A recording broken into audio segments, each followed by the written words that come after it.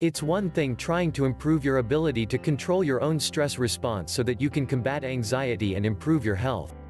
But it's quite another when you experience serious panic attacks that leave you crippled and that prevent you from engaging in normal activities. But in fact, the tools you will use to achieve both ends are similar. The difference is just that panic attacks might require a more intense and a more focused approach. And in either case, understanding the biology behind the experience can be a fantastic tool to help you take control more effectively. Let's look at what panic attacks are and how you can take them on head-to-head. The basics of panic attacks: when you experience any kind of stress, it's because your sympathetic nervous system is releasing specific hormones and neurotransmitters into your system. Specifically, these are adrenaline, epinephrine, noradrenaline, norepinephrine, cortisol, testosterone, estrogen, dopamine, serotonin. When these occur together, your experience of pain is dulled, you become more attuned to your senses, your thoughts are focused, your strength increases, your muscles contract. Your heart rate accelerates significantly and more blood and oxygen are sent to your muscles. But the thing is that this increases your overall strength, your reflexes, and your ability to fight or run. This is a useful response in the right context.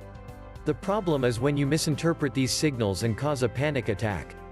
What happens in this case is that you notice yourself get anxious and you become worried that this is going to cause you embarrassment or make you faint, perhaps because you have previous experience with panic attacks. You begin to hyperventilate, and this combined with the elevated heart rate causes chest pain. And some people mistake that chest pain for the signs of a heart attack. All this makes you more anxious, and that in turn means you ramp up the response even more.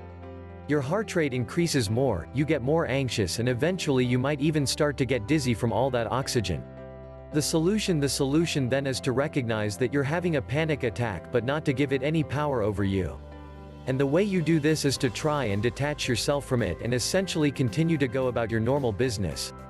Of course, this is easier said than done, but as soon as you stop letting it control you and as soon as you aren't afraid of panic attacks, you'll find they end a lot more quickly and eventually they can stop happening entirely. Cognitive behavioral therapy can help with this, as can using the technique known as AWARE, which is simply a set of steps to remove yourself from the experience and to avoid being afraid of the stress.